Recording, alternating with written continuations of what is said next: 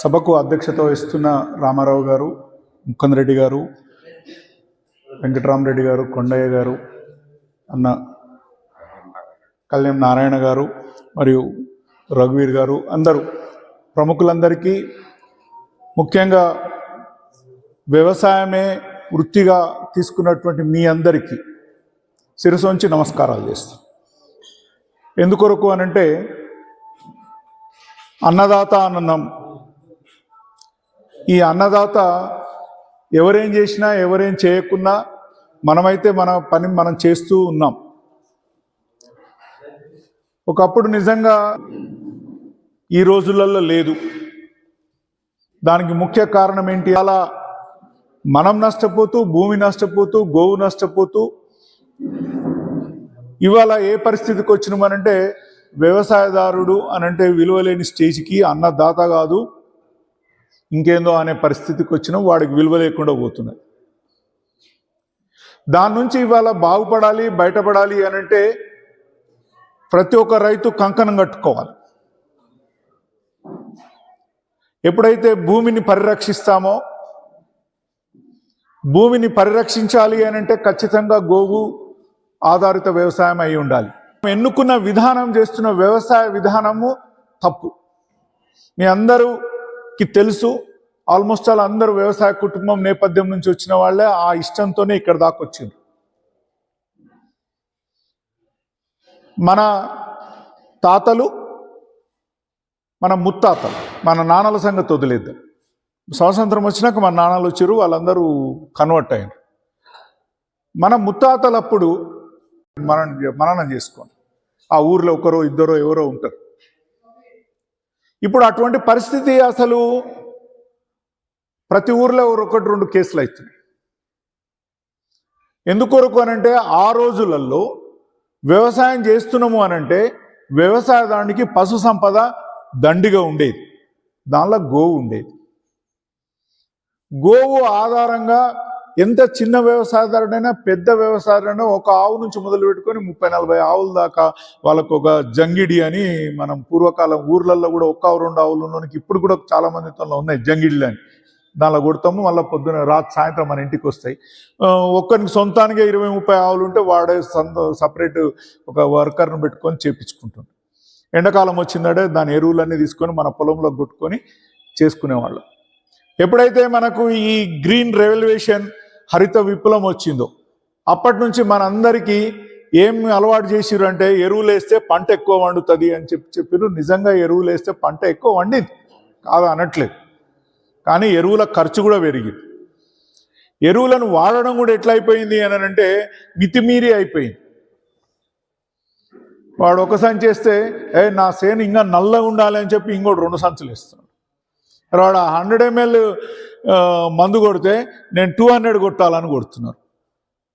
ఇక అన్నిటి కొద్ది దురదృష్టకరమైన విషయం ఏంటి అంటే లేబర్ కాస్ట్ పెరగడం వల్ల అందరం గడ్డి మందు కొట్టడం మొదలుపెట్టి చాలా అన్నిటి కొద్ది విపరీతమైన నష్టం మనల్ని ఏం చేస్తుంది అంటే గడ్డి మందు చేస్తుంది. దాన్ని బ్యాన్ చేసిర్రు, అయినా దొరుకుతుంది. గుట్కాలలా గుట్కాలు కూడా బ్యాన్ చేసిర్రు మన దేశం, కానీ ప్రతి డబ్బాలో గుట్కలు దొరుకుతాయి. అట్టనే ప్రతి ఊర్లో కూడా ఇప్పుడు కలుపు మందు కొట్టేది దొరుకుతుంది. అందుకొరకు కలుపు మందు వల్ల మీ పొలము గుల్లా అవుతుంది. మీ పొలంలో ఉండాల్సిన సహాయకారిణి క్రిమికీటకాలు మొత్తం చనిపోతున్నాయి. దానివల్ల మీకు కావాల్సిన పంట మంచిగా రావట్లేదు. ఎంతసేపు ఇస్తున్నా మీది మీద వేస్తున్న ఎరువుల వల్ల పండిన పంటనే మీ చేతి దాకా వస్తుంది. అది కూడా టోటల్గా విషం ఉన్న ఆహారం అయితే. నిజంగా మనం మంచి ఆహారం తిందాం. మీరు ప్రజల కొరకు చేయమాకండి, ఫస్ట్ మీ కొరకు చేసుకోండి. మీరు వ్యవసాయదారుడు, మీ భూమి ఉంది, మీకు ఒక ఆవు పెట్టుకోండి. ఫస్ట్ మీ ఆరోగ్యం, మీ భార్య ఆరోగ్యం, మీ పిల్లల ఆరోగ్యం, మీ మనమళ్ళ ఆరోగ్యం, వాళ్ళ గురించి ఆలోచించండి.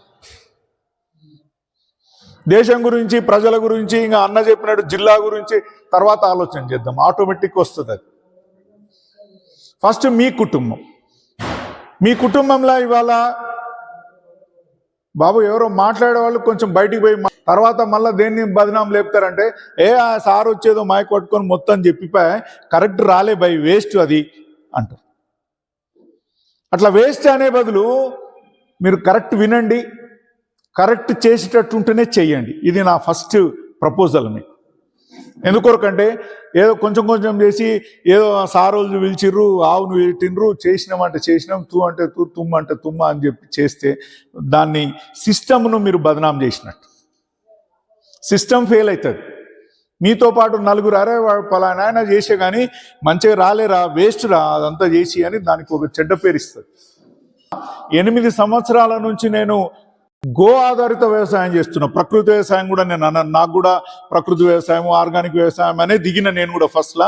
అది అలవాటు చేయంగా ఇండియాలో చాలా భాగం తిరిగి రాగా అసలు నాకు అర్థమైంది ఏంటంటే గోవే ఆధారితము వ్యవసాయానికి. ప్రకృతి వ్యవసాయం కూడా అనం, ఆర్గానిక్ వ్యవసాయం అనం, గో ఆధారిత వ్యవసాయం అందాం. గో ఆధారితంగా వచ్చినటువంటి ప్రోడక్ట్స్ మనకు ఆవు పాలిస్తుంది, పెండ పెడుతుంది, మూత్రం పోస్తుంది. మూత్రం మనకు చాలా ఉపయోగము, ఔషధము. పెండ చాలా ఔషధము. పాలుతోన మజ్జిగ, వెన్న, నెయ్యి, పంచగవ్యం చేసుకోవడానికి అది చాలా చాలా ఇంపార్టెంట్. ఆవు ఒక విశిష్టమైన లక్షణాలు కనేది అన్న వాళ్ళకందరికీ తెలుసు. మీకందరికీ తెలుసో తెలియదో కానీ ఒకసారి మననం చేసుకుందాం దాని గురించి. ఆవు పాలు తెల్లన అది ఇచ్చును మన ఆరోగ్యము చాలా సంపూర్ణం.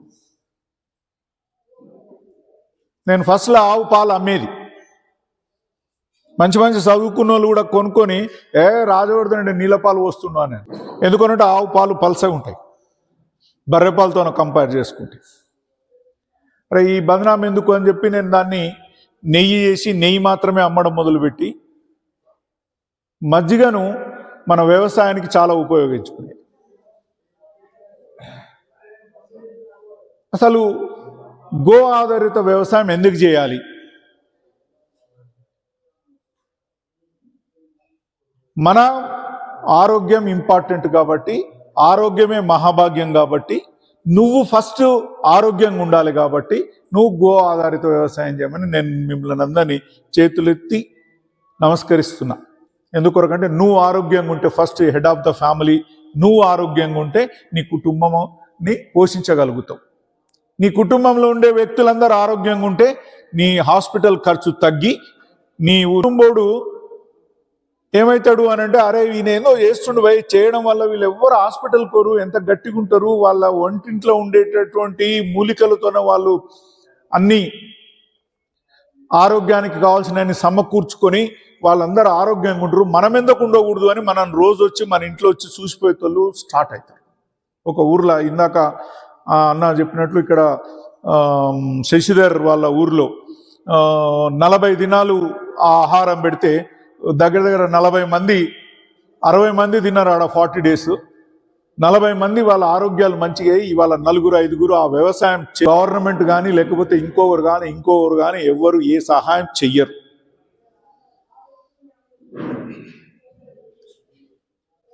జై జవాన్ అన్నారు, జై కిసాన్ అన్నారు, అది స్లోగన్ కార్డుకే ఉంది. జై కిసాన్ అన్నానంటే ఫస్ట్ మనం మన కుటుంబాన్ని పరిరక్షించుకుందాం ఈ విషమైన ఆహారం నుంచి. అందుకొరకు మీరు ఒక కంకణం కట్టుకోండి ఇక్కడి నుంచి వెళ్ళే వాళ్ళందరూ. మేమందరము మాకు చేతనైనంత వరకు గో ఆధారిత వ్యవసాయం చేయాలి. ఆవేశంతోన మీకున్న 10 ఎకరాలు 5 ఎకరాలు 3 ఎకరాలు ఒకటేసారి నేను గో ఆధారిత వ్యవసాయం చేయాలనుకుంటున్నా అని చెప్పి స్టార్ట్ చేసింది అనుకోండి, మళ్ళీ మీరు పప్పులో కాలేసినట్టే, చెడగొట్టుకున్నట్టే. కాబట్టి అనుభవంతోన నాకున్న ఎక్స్పీరియన్స్తోన నేను ఒక చిన్న సలహా ఏమిస్తా అంటే మీకు 2 ఎకరాలు ఉంటే ఫస్ట్ అర్ధ ఎకరాను మార్చుకోండి. ఎందుకొరకంటే మీకు ఎకనామికల్గా స్టెబిలిటీ కావాలి అని అంటే ఇప్పటిదాకా మీరంతా అలవాటు పడ్డది దేని కొరకు అంటే రసాయన ఎరువులతోనో వ్యవసాయాన్ని పండించుకుని అలవాటు పడ్డారు. భూమి కూడా అలవాటు పడింది. మందు దాయానికి ఒక్కటే రోజు కానీ బంద్ చేస్తే వాడిని నరాలు గుంజుతాయి. తాకపోతే వాడు మళ్ళీ పిచ్చి చేస్తాడు, హాస్పిటల్కి పోతాడు. వాడిని డాక్టర్ కూడా ఏం చెప్తాడంటే అరే బాబు నువ్వు రోజు 5 పెగ్గులు తాగుతుంటే నువ్వు బంద్ చేయాలనుకుంటే ఫస్ట్ 4 తాగు, తర్వాత 3 తాగు, తర్వాత 2 తాగు, తర్వాత బంద్ చేయని చెప్తాడు. మన భూమి కూడా రసాయనాలకు అట్లా అలవాటు పడినది. మీరు ఒకటేసారి కానీ బంద్ చేస్తే అది ప్రోడక్ట్ ఇయ్యదు. దాంతోనే ఏమవుతారంటే వ్యవసాయదారుడు చిన్న రైతు, పెద్ద రైతులు అంటే సరే ఇంకో సంపాదన ఉంటే వాడు సస్టైన్ అవుతాడు. కానీ ఈ చిన్న రైతులు ఇప్పుడు ఏదైతే దాని మీదనే ఆధారపడి వాళ్ళు, మీకు 2 ఎకరాలు ఉంటే అర్ధ ఎకరా మార్చుకోండి, 5 ఎకరాలు ఉంటే 1 ఎకరా మార్చుకోండి, 10 ఎకరాలు ఉంటే 2 ఎకరాలు మార్చుకోండి. ఫస్ట్ మేము కూడా అట్లనే చేసినాం. నేను కూడా 8 సంవత్సరాల కింద 1 ఎకరంతో స్టార్ట్ చేసి ఇవాళ 50 ఎకరాలు మార్చుకున్నా. ఇంకా నాకు 17 ఎకరాలు కెమికల్ నడుస్తుంది. ఎందుకొరకు అంటే మనం సస్టైన్ కానంత వరకు, మనం ఆర్థికంగా ఆలంబనం పొందనంత వరకు మనల్ని ఏం చేసినా కూడా ఫస్ట్ మన ఇంటి వాళ్ళు తిడతారు, మన పిల్లలు తిడతారు, మన సంసారాన్ని లీడ్ చేయడానికి కూడా మనకు ఆర్థికంగా కష్టమవుతుంది. కాబట్టి దయచేసి మీరు 1 ఎకరా స్టార్ట్ చేయండి. ఆ ఎకరాలో కూడా చాలా అంటే ప్రతి 7.5 ఫీట్లకు ఒక మొక్క వస్తుంది. ఇట్లా మీకు ఒక బెడ్లో మొత్తం 60 ఫీట్లలో 9 మొక్కలు వస్తాయి. ఈ 9 మొక్కలే కాకుండా మీరు ఆ బెడ్లో మళ్ళీ ఏం చేసుకోవచ్చు, కింద మొత్తం 5 ఫీట్ల బెడ్ ఉంటుంది కాబట్టి అవన్నీ చిన్న దశలో ఉంటాయి కాబట్టి మీరు అక్కడ ఆకుకూరలు, కూరగాయలు వేసుకోవచ్చు. ఒక రైతు ఒక 8 బాక్సులలో 1 ఎకరా పొలంలో గాన వేసుకున్నట్లయితే ఇట్లా మీకు మొత్తం దగ్గర 48 బెడ్లు వస్తాయి. ఒకటి కామన్ బెడ్ అవుతుంది. మీరు అంచున వేసుకుంటూ పోతుంటే ఫస్ట్ బాక్స్కు 9 బాక్సులు వస్తాయి, తర్వాత 8 వచ్చుకుంటూ పోతుంది. అన్ని రకాల ఆకుకూరలు వేసుకోవచ్చు, అన్ని రకాల కూరగాయలు వేసుకోవచ్చు. ఆకుకూరలు మీరు వేసిన 30 దినాల నుంచి మీకు ఆదాయం స్టార్ట్ అవుతుంది. పుండుకూర, చుక్కకూర, పాలకూర, కొత్తిమీర, బచ్చల కూర, గంగవాయల కూర. ఆ బెడ్కు మళ్ళీ అవతల సైడ్ యువతల సైడ్ ఎడ్జ్లో పసుపు, అల్లం, చామగడ్డ అవి వేసుకోవచ్చు. బాక్సులకు అటు సైడ్ ఇటు సైడ్ తీగ జాతి వేసుకొని పందిరులకు కూడా ఎక్కువ డబ్బులు ఖర్చు పెట్టకుండా నీ దగ్గర ఉన్న నేపియర్ గడ్డితోనే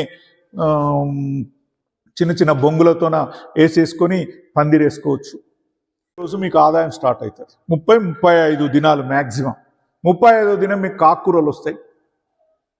40-42 దినాలకు అన్ని కూరగాయలు వస్తాయి. మంచిగా నారు పెట్టుకోవాలి. అవి కూడా దేశీయ విత్తనాలు మాత్రమే వాడాలి. మీరు హైబ్రిడ్ విత్తనాలు వాడితే పంట మంచిగా రావచ్చు, అది సోగ్గా కనపడవచ్చు.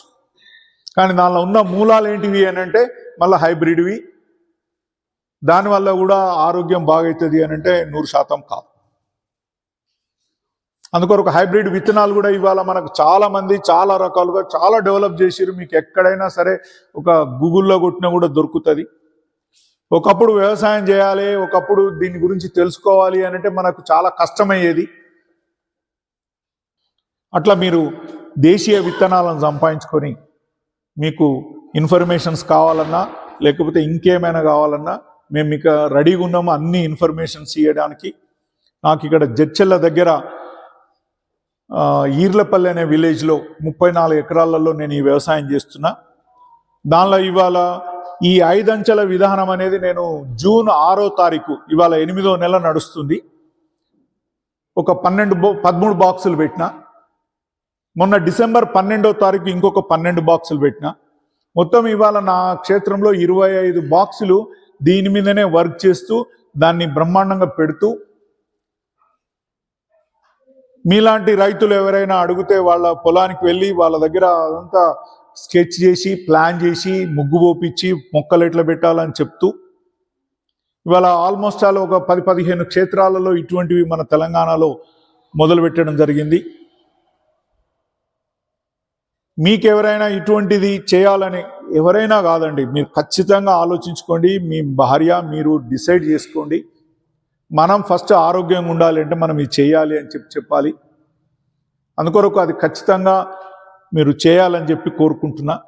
మీరు అందరూ ఆల్రెడీ క్షేత్రస్థాయిలో నిజంగా భూమి మీద పనిచేస్తున్నటువంటి వాళ్ళు, మీ అనుభవం అపారమైనది.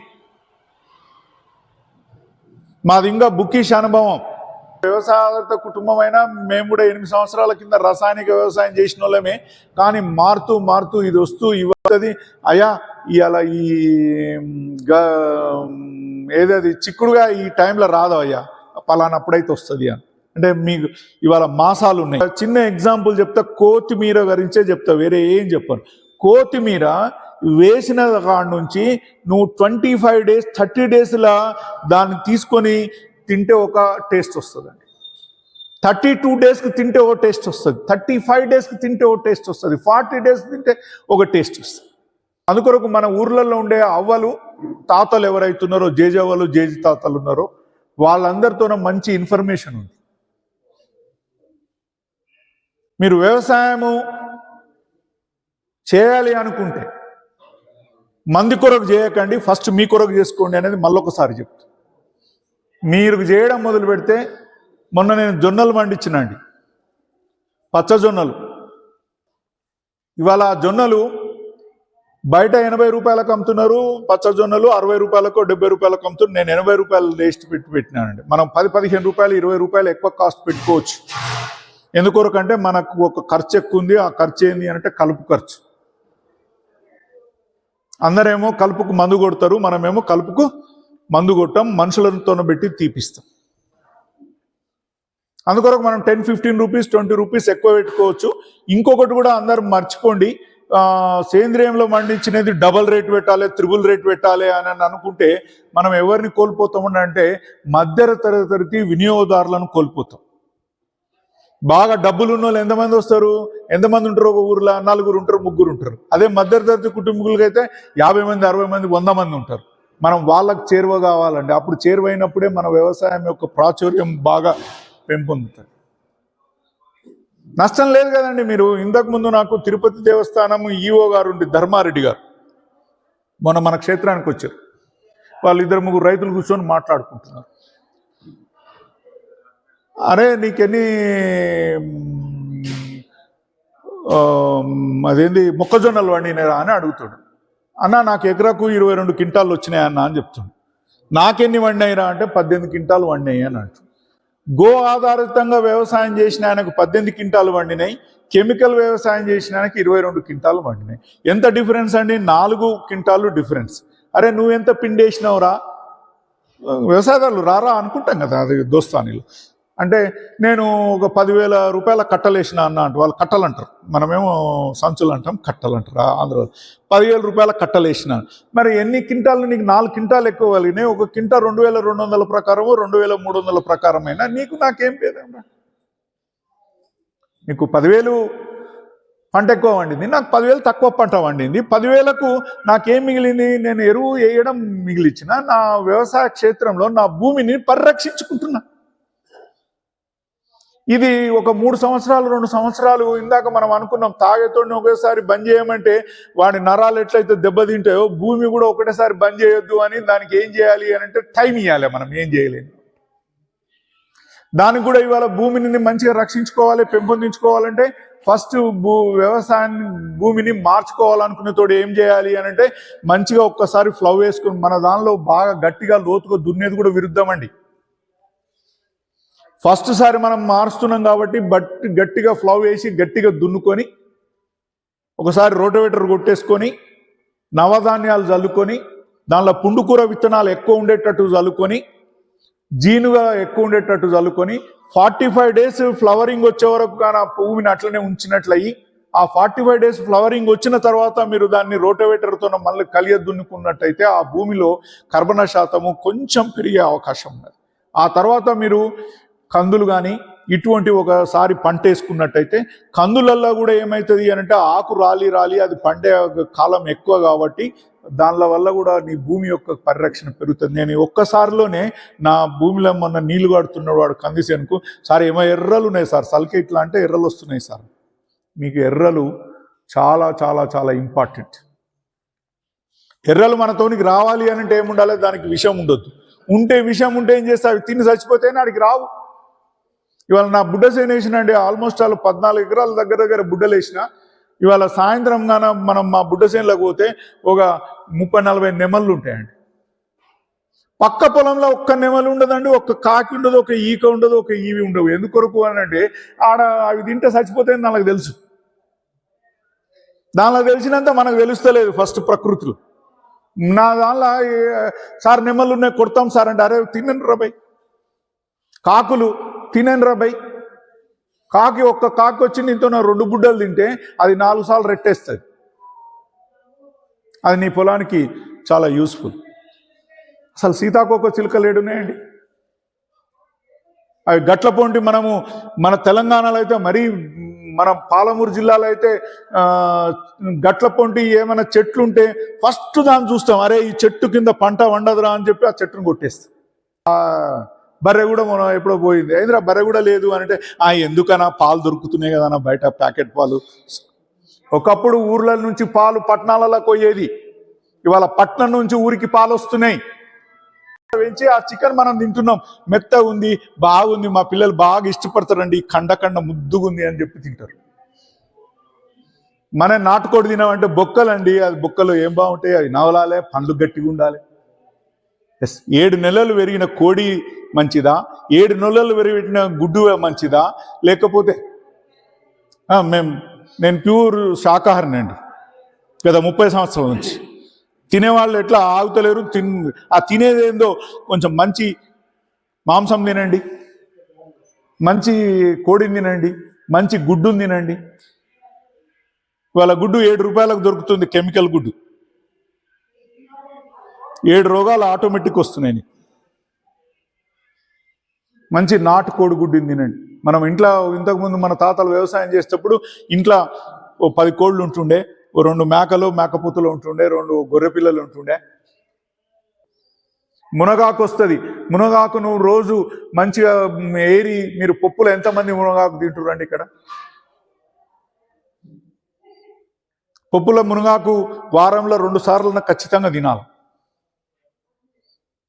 అది కూడా సేంద్రియంలో వండించినటువంటి మునగాకు తినాలి. ఇట్లా మీరు ఒకటొకటి అన్ని చూసుకుంటూ వెళ్ళాలి. రైతు కూడా ఎంత గర్వంగా బతకాలి అని అంటే సొంతం వ్యక్తిత్వం కలిగి ఉండాలి రైతు. కిసిసే కమ్ నహీ హమ్. ఇవాళ నేను ఒక ఈ ఉద్యమంలో అందరితో చెప్పేది ఏంటి అని అంటే, ఎట్లయితే ఒక ఇంటికి ఫ్యామిలీ డాక్టర్ ఉంటాడో, ఫ్యామిలీ అడ్వకేట్ ఉంటాడో, ఒక తెలిసిన పోలీస్ ఆఫీసర్ ఉంటాడో, ఒక తెలిసిన రిజిస్ట్రార్ ఉంటాడో, అరే మాకేమైనా ప్రాబ్లం వస్తే ఆ పోలీస్ ఆఫీసర్తో మాట్లాడదాం రా, మా చుట్టము అని చెప్పి వాడిని ఎవడెవడో చుట్టం ద్వారా పోయి వానితో మాట్లాడతాం.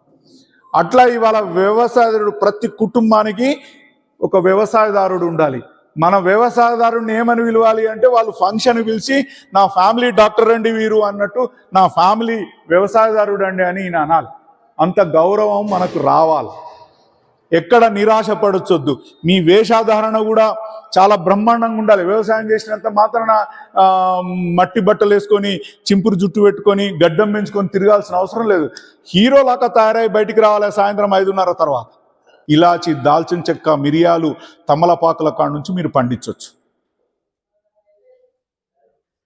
దయచేసి మీరందరూ గట్టిగా అర్థం చేసుకోండి. ఇప్పటి వరకు ఈ గో ఆధారిత వ్యవసాయం ప్యూర్గా చేస్తున్న అర్ధెకరనన్న అన్నోళ్ళు ఒక్కసారి చేయలేపండి సార్. ఒక అర్ధెకర చేస్తున్నాను నేను ప్యూర్గా గో ఆధారిత వ్యవసాయం. 1 2 3 4 5 6 7 8 9 10 11 మంది అన్నోళ్ళందరం కలిసి 14 మంది ఉన్నాం. ఉన్న 60-70 మందిలో 14 మంది మేనంటే మీరు అది కూడా ఈడ ఏదో మనం చెప్తున్నామని ఇష్టంతో వచ్చిన వాళ్ళు ఉన్నారు, కొంతమంది రాకపోయి ఉండొచ్చు. అంటే the percentage is only the 10%. ప్రకృతి వ్యవసాయం చేస్తున్నారు, గో ఆధారిత వ్యవసాయం చేస్తున్నారు. నార్త్ కంట్రీస్ మొత్తంలో 40 to 50%, గుజరాత్, అహ్మదాబాదు ఈ ఏరియాలలో, పూనా ఈ ఏరియాలలో 60% గో ఆధారిత వ్యవసాయం చేస్తారు. ఇవన్నీ డెవలప్ ఎందుకైనా అంటే వాళ్ళు ఆల్రెడీ ఎప్పటి నుంచో దీని మీద అవగాహన పెంచుకుంటూ ముందుకు వస్తున్నారు. మన దగ్గర దక్షిణ భారతదేశంలో ఒక కర్ణాటకలో మంచిగా ఈ వ్యవసాయం చేస్తున్నారు. మన దగ్గర తెలంగాణలో ఓన్లీ 0.5-0.6% చాలా కష్టంతోన, చాలా ఇష్టంతోన ఇటువంటి వ్యవసాయం అందరు చేయాలి అని చెప్పి, ఇటువంటి వ్యవసాయం చేయాలి అని అందరినీ మార్చేందుకు చేస్తున్న ప్రయత్నానికి నేను శిరసొంచి నమస్కారాలు చేస్తున్న వాళ్లకు. ఏదైనా సరే మన నీళ్లు ఫస్ట్ గంగలోకి కానీ, నదిలోకి కానీ, సముద్రంలోనికి వెళ్ళేటప్పుడు కూడా ఈ నీళ్లు ఆ నీళ్లు కలవక కొంచెం దూరం దాకా సపరేట్ పాయ పోతుంది, ఆ తర్వాతనే కలుస్తుంది. ఇక్కడ ప్రకృతి వ్యవసాయదారు కూడా ఇప్పుడు సమాజంలోనికి పోతున్నప్పుడు ఆ ఏర్పాటు కనపడుతుంది. కానీ పొంగ ఎట్లయితే నీళ్ళ వల్లే కలిసిపోయినట్లు అందరితో కలిసిపోయి మమేకమై మా చుట్టూన్న వాళ్ళను కూడా ప్రభావితం చేసి వాళ్ళు కూడా గో ఆధారిత వ్యవసాయం చేయాలి, గోవును రక్షించుకోవాలి, గోమాత పెట్టే శపాల నుంచి బయటికి రావాలి. భూమాత ఆల్రెడీ శపిస్తుంది బాగా అందరినీ ఇప్పటికే. అరే మీరు నన్ను జడగొడుతున్నారు, నేను మిమ్మల్ని జడగొడుతున్నా అని అది ఆల్రెడీ శపిస్తుంది. చిన్న పిల్లలకు అన్ని రకాల రోగాలు వస్తున్నాయి. అది కూడా అంటుంది, బిడ్డ నన్ను జడగొడుతున్నావు, నేను నిన్ను జడగొడుతున్నా అంటుంది. ఈ ప్రపంచంలో 3 ప్లేసులే బ్రహ్మాండమైన ప్లేసులు అండి. ఒకటి మన నోరు, మన నోరులో ఊరే లాలాజలం చాలా మెడికేటెడ్. మనం చిన్నప్పుడు దెబ్బ తగిలితే ఏం చేస్తుంటే ఇట్లా తీసి ఇట్లా రాసుకుంటుండే ఫస్ట్. ఇప్పుడేమో అరే తీసుకురా, ఐడిన్ తీసుకురా, కాటన్ తీసుకురా అని ఉరుకులాడుతున్నాం. ఒక ఆవు, ఒక జంతువు ఏదైనా దెబ్బ తగిలితే అది ఎంబడే నాలుకతో రాసుకుంటుండే. అది యాంటీబయాటిక్ నీ నోట్లోనే ఉంది. 2 మన ఆవండి. గోపురం గల్ల ఆవు, సూర్యనాడి గల్ల ఆవు, గంగడోలు గల్ల ఆవు, అది ఇస్తున్నటువంటి ప్రోడక్ట్స్ మన సేద్యానికి, మన కుటుంబానికి చాలా బ్రహ్మాండంగా పనికొస్తుంది. అన్న వాళ్ళ ముందర నేను చిన్న పిల్లోని కానీ మీకు ఒక చిన్న విషయం చెప్తా. మీ ఆవు సొంతం ఆవు ఉంటే మీ ఆవు పక్కన పోయి కానీ మీరు నిలబడితే ఆవు మిమ్మల్ని నాకుతుంది కదా, న్యాచురల్ అది మన నాకుతుంది. నాకినాక నీ శ్వేత రంధ్రాల నుంచి చెమట అది నాకిన తర్వాత నీకేమి రోగం వచ్చిందో అది గుర్తు పట్టుకొని ఆ రోగానికి నిరూపణ ఏదైతుందో ఆ ఆకు తినొస్తుంది అంట అడవిలా. అది పాలిస్తుంది, ఆ పాలు నువ్వు రక్షిస్తుంది, సంరక్షిస్తుంది. అంటే ఎంత గొప్ప అమ్మ ఆలోచించండి. మీ అమ్మ కొద్ది ఇంకా 100 రెట్లు ఎక్కువ ఆలోచిస్తున్నది. అటువంటి గోమాతను మనము చూసుకోవట్లేదు. అందుకొరకు దయచేసి ఆ గోవును పరిరక్షించండి. భూమాత శాపాల నుంచి మనం కాపాడుకుందాం. మన భూమిని కాపాడడం మొదలు పెడితే ప్రకృతి ధర్మం అండి. మీరు మా క్షేత్రానికి రండి, మా గేటు తెరిచినాక ఎన్ని పిచ్చుకలు కనపడతాయి, ఎన్ని పిట్టలు కనపడతాయి, ఎన్ని కాకులు కనపడతాయి, ఎన్ని నెమళ్ళు కనపడతాయి, అన్నీ తింటుంటాయండి. మేము ఊకి ఇట్లా చూసుకుంటూ పోతాం అంతే. నా కారు శబ్దానికి అవి లేచి అంత దూరం పోతాయి అంతే, మొత్తం ఎగిరిపో. నిన్న సాయంత్రం అయితే ఒకటేసారి 25 నెమళ్ళు కనపడితే అరే బుడ్డలు మొత్తం ఇవే తింటున్నారా, ఏం చేద్దాం రా నాయన అనిపించి అంత బాధ అనిపిస్తుంది. కానీ అవి ఎన్ని తింటున్నాయో అంత మేలు మనకు చేస్తుంది, ప్రకృతి మనకు చేస్తుంది. ప్రకృతిలో ఇవాళ మీరు ఎలుకలను చంపేస్తున్నారు, పాములను చంపేస్తున్నారు. ఎలుకలు ఉండాల్సిందే, పాములు ఉండాల్సిందే. నిన్న ఒక ఆమె వచ్చింది, సార్ పాముల వల్ల భయం లేదా సార్, ఇట్లా తిరుగుతారు మొత్తం పొలంలో అంటే, దానికి ఉండే భయం దానికి ఉంటుంది, మనకుండే భయం. పాముకి ఎలుక ఆహారం, ఎలుకకు మన ఆహారం. అది బతకాల్సిందే. అది ప్రకృతిలో కావాల్సినటువన్నీ ఉండాల్సిందేనండి. చుట్టూ ఉండాల్సినటువన్నీ ఉంటేనే మనం ప్రకృతిలో మనం ఉంటామండి. Nature is a very great God అండి. అందుకొరకు దయచేసి ఇక్కడున్న వాళ్ళందరిలో ఓ చిన్న వాగ్దానం చేసుకొని ముగించుకుందాం. నేను అంటే మీరు మరి ఇష్టమున్నోలే చేయండి, బలవంతం లేదు దీనిలా. ఎందుకొరకంటే ఇష్టం లేనిది మేము చేపించినా కూడా ఈ గేట్ దాటిందడే మర్చిపోతారు.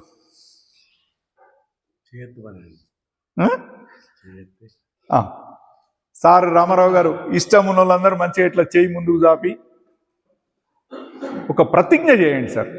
సార్ ఒక 1/2 ఎకర్ చేయండి సార్, మొత్తం చేయమంటలేము మిమ్మల్ని. ఒక 1/2 ఎకర్ చేయండి. 1/2 ఎకర్ చేస్తే వచ్చే ఆనందం చూసిన తర్వాత మీరే మారిపోతారు సార్. ఒక 1/2 ఎకర్ చేయండి సార్. నేను ఈ రోజు నుంచి గోవును పరిరక్షిస్తాను, దాని ద్వారా భూమిని పరిరక్షిస్తాను, దాని ద్వారా మా కుటుంబాన్ని మొత్తం ఆరోగ్యంగా ఉంచుకుంటాను.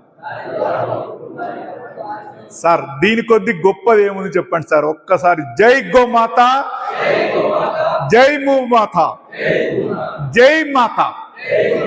ఈ 3 మాతలను మనం మంచిగా చూసుకుంటే అండి, మనం మన మొత్తం కుటుంబాన్ని రక్షించుకున్నట్టే, మన దేశాన్ని రక్షించుకున్నట్టే, మన భూమిని రక్షించుకున్నట్టే, మన ఆరోగ్యాన్ని పరిరక్షించుకున్నట్టే.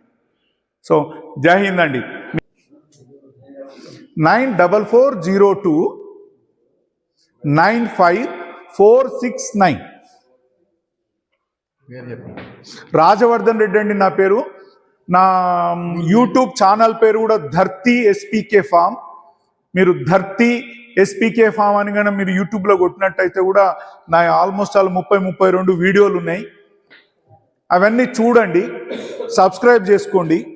మీకు ఏమాత్రము దీనిలో ఆసక్తి ఉండి చేయాలని ఉంటే మీరు శనివారం ఉదయం 10 గంటల నుంచి సాయంత్రం 4 వరకు నేను నా క్షేత్రంలో మీ కొరకు వెయిట్ చేస్తుంటా. ఈర్లపల్లి విలేజ్, జడ్చల్ల దగ్గర అండి.